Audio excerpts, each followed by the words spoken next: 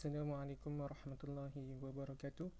Saya Muhammad Iqbal bin Rahman bernombor metrik TK21013 dari kumpulan 2 akan membincangkan isu singkap patas tular di media sosial dari segi punca dan akibat. Sekarang saya memperkenalkan senarai ahli kumpulan saya.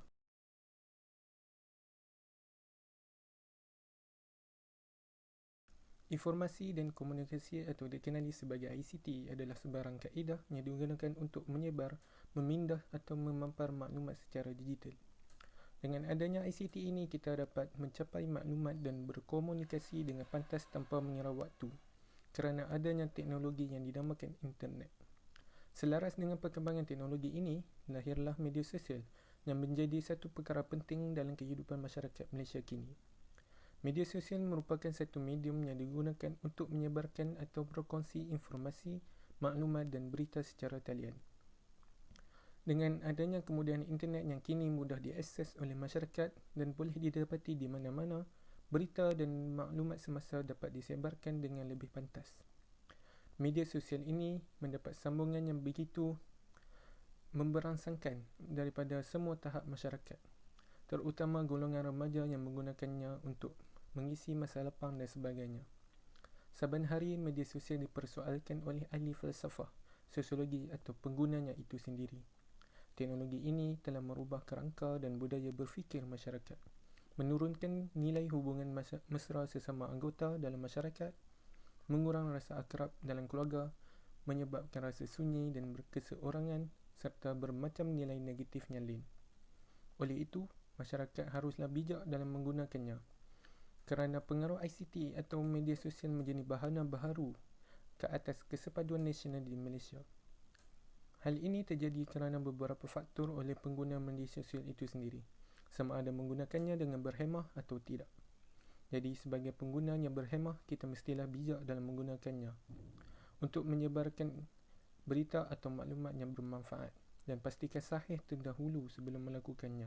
Sekarang saya menjemput ahli kumpulan saya untuk meneruskan lagi pembincangan ini. Dipersilakan.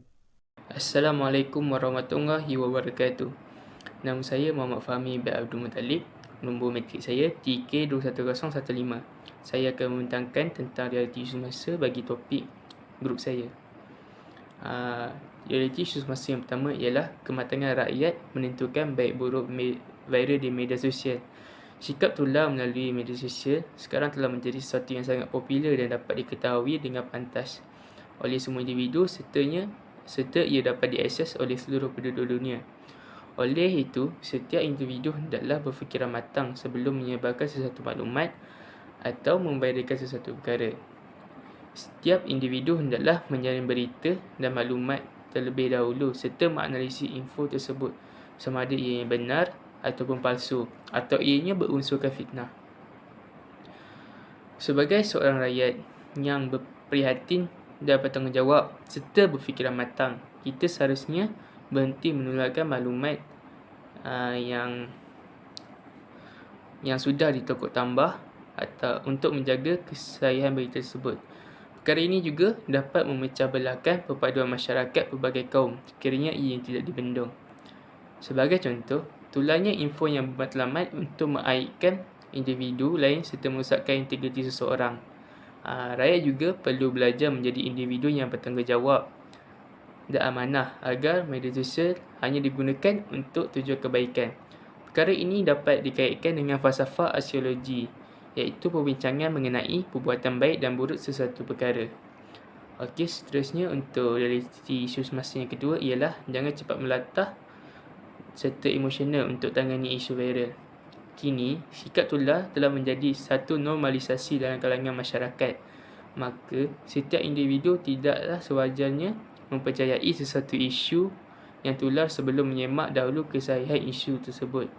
Viral ini pula boleh menjadi satu virus yang mencemarkan pemikiran setiap individu yang akan membawa banyak kesan sama ada kebaikan atau keburukan.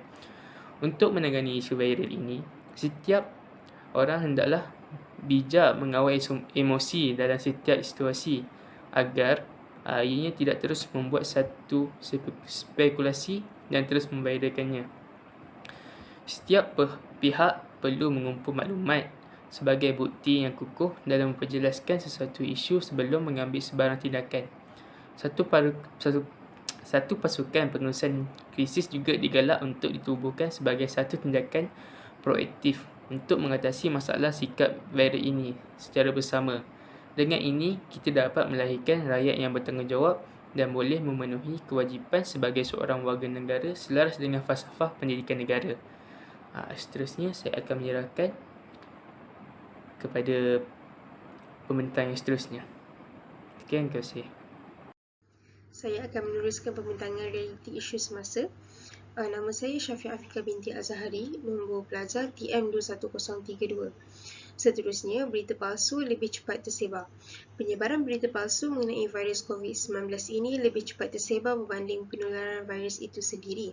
Ramai individu dalam kalangan rakyat Malaysia telah memviral isu ini meskipun ianya daripada sumber yang tidak dipercayai. Pelbagai berita telah viral sama ada benar atau palsu. Contohnya, berita palsu mengenai pengambilan vaksin terhadap individu yang akan menyebabkan kematian. Berita seperti ini akan memberi implikasi kepada rakyat seperti wujudnya penambahan golongan anti-vaksin. Maka, hal ini akan mengakibatkan penularan virus COVID-19 semakin susah untuk dibendung. Oleh itu, prinsip kesopanan dan kesusilaan seharusnya diterapkan dalam diri setiap individu, di mana prinsip ini seharusnya menjadi panduan supaya perilaku masyarakat sentiasa terpelihara. Maka, seluruh rakyat Malaysia hendaklah mempraktikkan prinsip rupa negara ini agar tiada lagi penyebaran berita palsu. Akhir sekali, bijak menilai isu viral. Isu viral merupakan sebahagian daripada kehidupan masyarakat kini. Semua perkara dapat tersebar dengan begitu mudah dalam jangka masa yang pendek disebabkan oleh majoriti masyarakat kini mempunyai alat peranti seperti telefon bimbit yang canggih serta mereka hebat dalam menggunakan teknologi. Virus sebenarnya mempunyai kebaikannya yang tersendiri. Sebagai contoh, ianya dapat membantu masyarakat dari segi memajukan perniagaan dengan memviralkan sesuatu iklan. Akan tetapi, berlaku juga penyalahgunaan dalam penyebaran maklumat dan juga tindakan yang bertujuan untuk mengambil kesempatan demi kepentingan diri sendiri. Misalnya, dengan tindakan memanipulasi gambar atau meminta maklumat seperti nombor akaun dan nama penerima, boleh menyebabkan bantuan sampai ke tangan orang yang salah. Maka, masyarakat mestilah bijak dalam menilai isu yang tular agar tidak terjadinya penipuan dan penyebaran berita yang tidak sahih, serta dapat mengelakkan berlakunya salah faham. Hal ini boleh kita kaitkan dengan falsafah logik, di mana pengguna seharusnya bijak dalam menilai sesuatu isu supaya tidak berlakunya sesuatu perkara buruk yang akan menjejaskan keamanan negara, terutamanya yang menyentuh isu perihal sensitiviti kaum agar perpaduan kaum sentiasa terjaga. Baiklah, saya akan serahkan kepada pembentang yang seterusnya. Terima kasih. Nama saya Yuri Sen. Nombor matriks adalah TK21018. Terdapat beberapa faktor yang membawa kepada tercetusnya isu viral terutamanya di platform media sosial seperti Facebook, Instagram, Twitter dan lain-lain. Antaranya adalah berpunca daripada individu yang mementingkan diri sendiri tanpa memikirkan kesan atau impak kepada orang lain. Dengan berhasrat dan ingin menunjukkan bahawa dialah merupakan orang yang pertama untuk mengetahui atau berpuncanya penularan sesuatu isu tersebut. Mereka boleh melakukan apa-apa sahaja bagi mencapai hasrat tersebut dan tidak mustahil dengan menjatuhkan orang lain demi menaikkan diri sendiri. Jelas sekali, mereka ini melakukan sesuatu tindakan tanpa mempedulikan perasaan orang lain yang mendapat kesan daripada isu yang diviralkan itu. Kuasa viral dijadikan satu platform untuk melakukan cyberbully terhadap orang yang ada rasa dendam peribadi dalam dunia sebenar. Kuasa viral disalahgunakan untuk melepas stres perseorangan dengan melakukan fitnah dan menjatuhkan orang lain. Perkara ini berlaku kerana kurangan elemen jeri yang mantap dalam golongan generasi muda. Hal ini kerana sistem pendidikan di negara ini yang kurang menerapkan elemen rohani dan intelektual dalam kalangan pelajar di bangku sekolah. Seterusnya, antara faktor lain berlakunya isu viral adalah disebabkan oleh tiada pemantauan penggunaan internet, khususnya para remaja semasa menggunakan media sosial. Hal ini perlu dititik berat oleh golongan ibu bapa supaya anak mereka tidak terlibat dengan aktiviti yang tidak bermoral.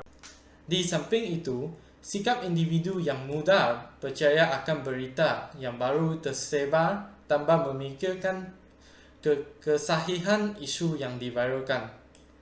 Terdapat juga individu yang taksub untuk menjadi penyampai pertama di media sosial sehingga tidak mengaji isu yang ingin diviralkan sama ada betul atau tidak.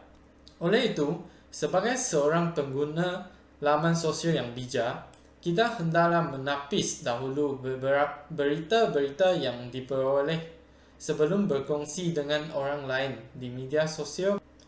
Oleh itu, logiknya isu sikap mudah tular ini disebabkan oleh tiada pemantauan penggunaan internet dalam kalangan generasi muda.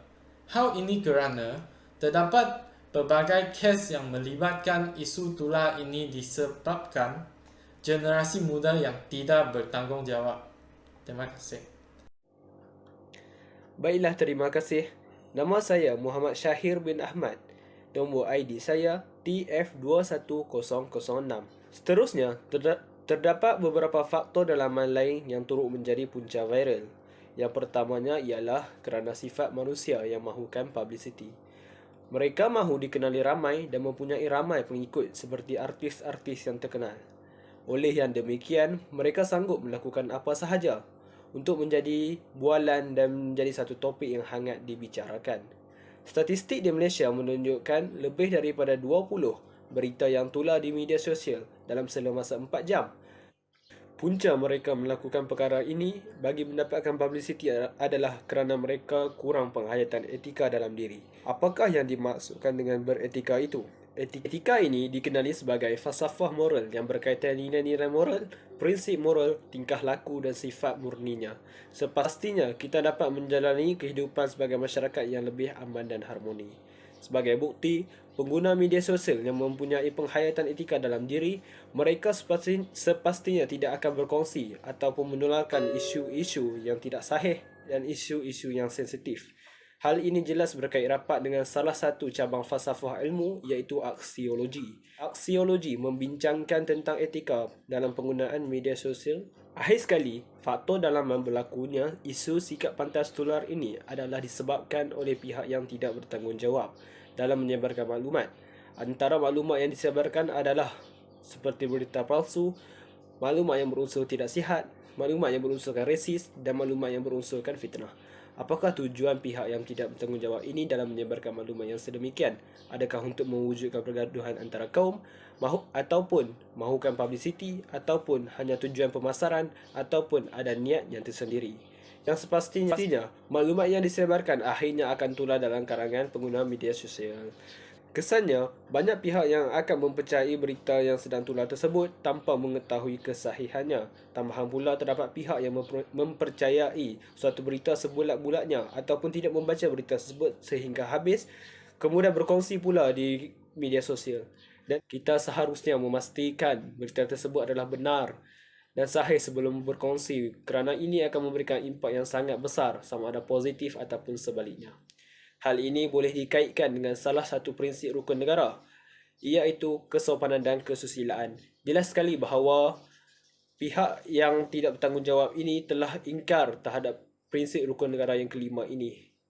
Akhirul kalam, jelaslah bahawa sikap manusia yang tidak bertanggungjawab ini adalah menjadi faktor utama dalam berlakunya penularan di negara ini.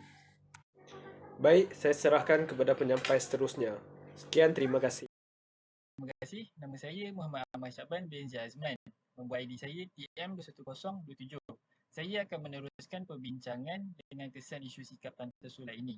Kesan positif isu sikap pantas tular ini adalah kita dapat meningkatkan perpaduan dalam masyarakat.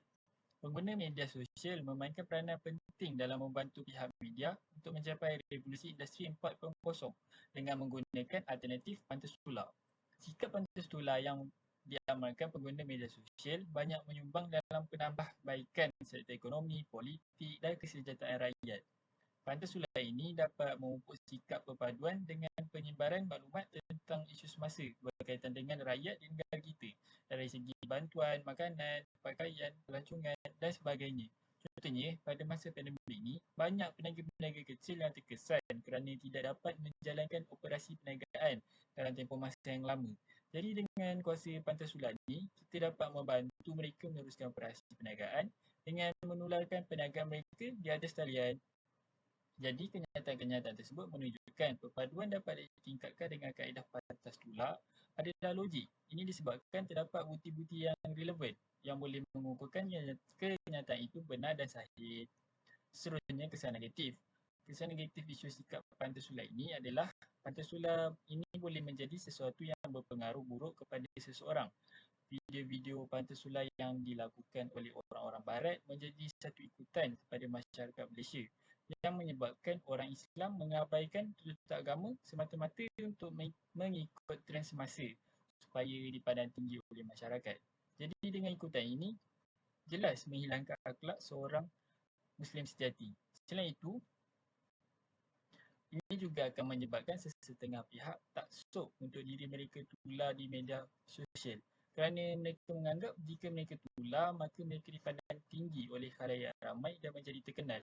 Walaupun perkara yang dilakukan untuk mereka tular adalah perkara yang memalukan diri sendiri atau keluarga, mengganggu privasi, menyusahkan dan tidak menghormati orang sekeliling.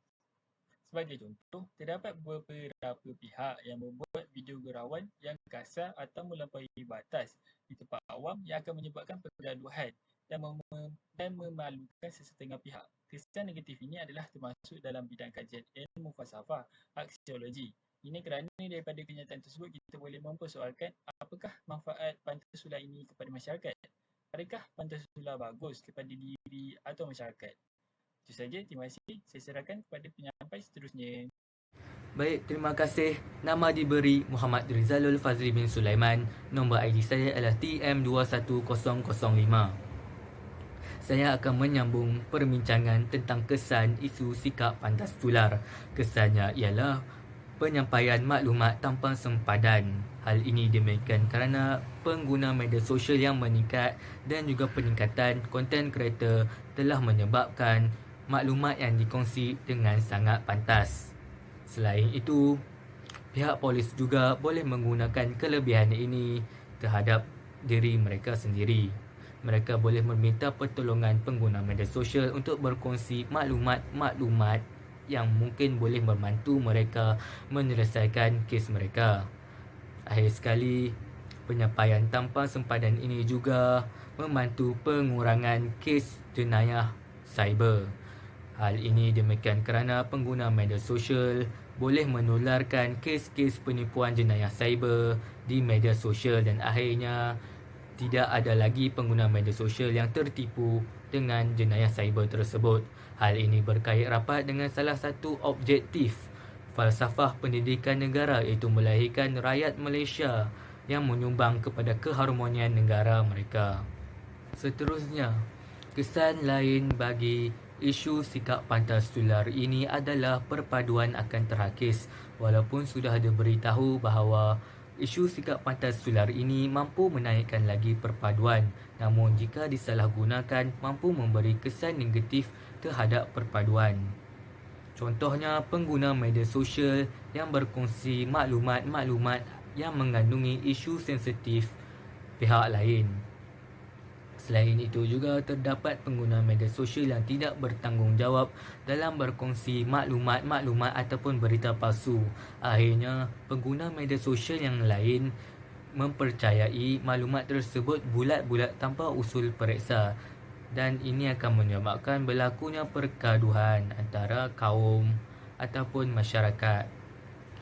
Hal ini amat berkait rapat dengan salah satu prinsip rukun negara, iaitu kesopanan dan kesusilaan. Pengguna-pengguna media sosial yang tidak bertanggungjawab ini tidak mencapai prinsip rukun negara tersebut kerana mereka tidak endah tentang kesopanan dan kesusilaan dan tidak menghormati pengguna-pengguna media sosial yang lain. Baru-baru ini tular di media sosial perkongsian daripada seorang ahli politik yang berkongsi maklumat berbau unsur-unsur perkauman terhadap permain negara kita. Akhirnya permain negara tersebut mengalami stres dan kesan-kesan negatif psikologi. Ini adalah merupakan contoh-contoh bagaimana pengguna media sosial yang tidak bertanggungjawab mampu mencetuskan pergaduhan dan akhirnya sekali runtuhnya perpaduan. Antara langkah-langkah ataupun kaedah mengatasi isu sikap pantas sular ini adalah dengan penerapan etika di dalam subjek pembelajaran.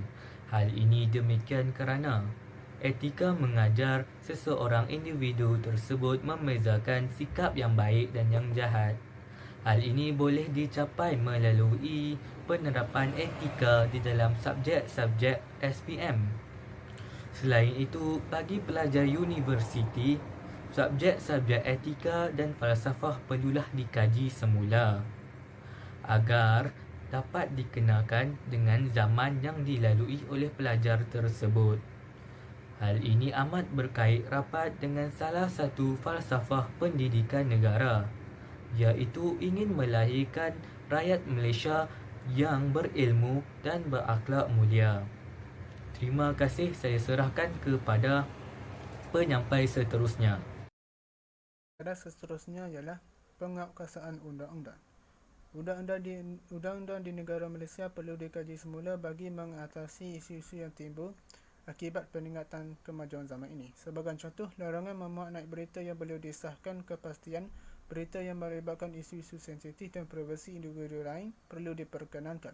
Antara pendekatan lain yang boleh digunakan adalah agensi penguatkuasaan yang sedia ada mencari kaedah yang lebih beretika supaya dapat memberi impak kepada isu-isu pantas tolak ini. Misalnya, Polis Diraja Malaysia PDRM membuka kaunter laporan jenayah cyber atau penyampaian lemak-lemak palsu secara atas talian demi memudahkan rakyat membuat laporan. Bukan itu sahaja, penambahan satu jawatan kuasa penguatkuasaan yang melibatkan kerjasama pelbagai agensi bagi menangani isu-isu melibatkan penyalahgunaan media sosial, contoh seperti kerjasama Polis Diraja Malaysia, PDRM dan Suruhanjaya Komunikasi dan Multimedia Malaysia SKMM dalam menyergap isu berita palsu perlu diperbanyakkan dan melibatkan lebih banyak agensi di Malaysia.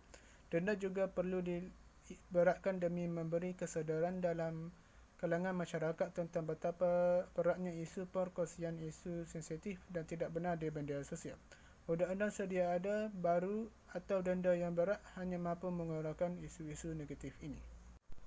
Kaitan dengan rukun negara ialah mencapai perpaduan lebih erat dalam kalangan seluruh masyarakat dengan membanteras isu-isu yang memisahkan kita dalam konteks keluruhan perlembagaan dan kedaulatan undang-undang. Peranan ibu bapa. Oleh itu, sudah terang lagi bersuluh fungsi peranan ibu bapa iaitu sebagai profesor pertama bagi anak-anak. Ibu bapa perlulah memantau setiap perkara yang dilakukan oleh anak-anak ketika mereka mengakses media sosial. Pemantauan ibu bapa sebenarnya mampu mengelakkan anak-anak daripada mengakses laman sesawan yang boleh mencetus kontroversi dengan menyebabkan berita yang tidak berfaedah. Contoh isu pantas tolak dalam kalangan masyarakat. Pada masa yang sama, ibu bapa juga perlulah menghadkan masa penggunaan media sosial dalam kalangan anak-anak. Sebagai contoh yang bersesuaian dengan situasi di atas, anak-anak hanya dibenarkan untuk mengakses media sosial dengan pemantauan daripada ibu bapa selama 1 jam sehari. Ibu bapa boleh menjadi rakan paling akrab dan mesra kepada anak-anak mereka apabila memahami naluri anak-anak.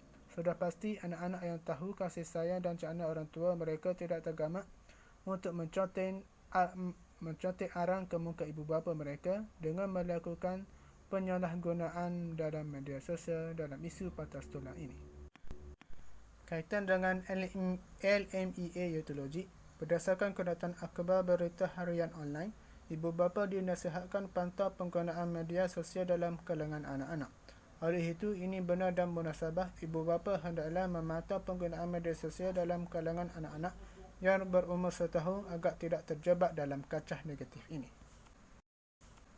Kaedah seterusnya ialah peranan agama. Agama tidak boleh diabaikan dalam hidup bermasyarakat khususnya dalam konteks Malaysia kerana masyarakatnya sudah terbentuk berdasarkan penerapan Islam sebagai asas sejak dulu lagi. Hidup beragama begitu sinonim dengan hidup bermasyarakat di negara ini. Isu-isu sensitif dan kontroversi serta isu patas tular dapat ditangani dengan baik melalui dialog, isu perbincangan untuk mencari jalan penyelesaian yang terbaik. Isu-isu patas tular hanya tercetus apabila orang-orang yang kurang ilmu dan imamnya mentafsir sesuatu perkara itu tanpa landasan yang betul, ikut emosi sehingga sesuatu perkara yang begitu remeh menjadi kontroversi sehingga menyebabkan ketegangan. Isu kontroversi yang tercetus bukanlah disebabkan oleh agama itu tetapi penganut agama tersebut yang jahil. Kerjasama antara penganut agama menangani masalah isu patas tular ini adalah landasan kerjasama yang amat baik bagi menyatukan kita dalam banyak hal. Kita sepatutnya lebih cenderung kepada melaksanakan tanggungjawab yang telah diwajibkan oleh agama kita lebih daripada soal-soal tuntutan hak. Kaitan dengan LMEA iaitu aspek astrologi tentang teori hubungan insan dan Tuhan dalam kaedah kerohanian ini. Sekian, terima kasih daripada saya, Muhammad Hazri Izahan bin Muhammad Nurizawan. Nombor ID saya ialah KH21012. Kembali kepada penyampaian yang seterusnya. Saya Zaini Najwa binti Muhammad Zainuddin bernombor ID TK21017. Saya akan menghuraikan penutup bagi isu sikap pantas tular viralization di media sosial. Melalui kemajuan telefon bimbit dan perkembangan rangkaian komunikasi meliputi kawasan luar bandar, perkembangan pesat maklumat dan media sosial menjadi trend dan permintaan semasa semua lapisan masyarakat. Kadar penembusan jalur lebar keseluruhan negara kira-kira 84% memudahkan orang ramai mengakses internet, termasuk pertukaran maklumat tentang isu, bencana, kemalangan, kebakaran dan foto yang dikongsi. Penyebaran atau perkongsian cerita, berita, videografi dan gambar sesuatu isu atau perkara melalui media sosial atau istilah popular virus adalah hasil daripada ledakan maklumat tanpa sempadan dan tanpa had serta perkembangan teknologi komunikasi pada abad ini.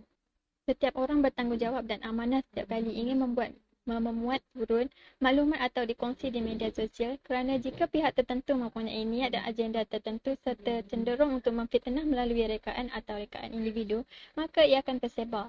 Ingat, penyebaran berita melalui media sosial, terutamanya perkongsian melalui blog, Facebook, Twitter, Instagram atau aplikasi lain menjadikan maklumat itu sangat popular dan cepat diketahui semua orang dan digunakan oleh orang di seluruh dunia.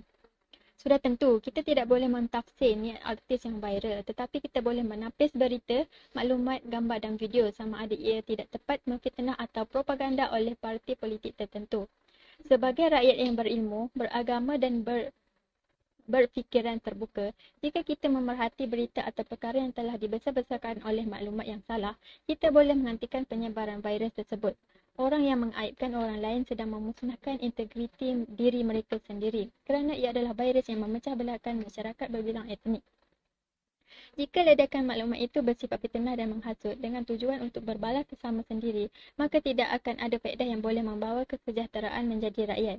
Rakyat perlu belajar menjadi individu yang lebih bertanggungjawab, berintegriti dan amanah. Jika tidak, mereka mesti menggadaikan keamanan dan perpaduan yang sedia ada, semata-mata kerana wujud salah faham maklumat atau bahan yang dikongsi yang membawa kepada pencabulan hak individu.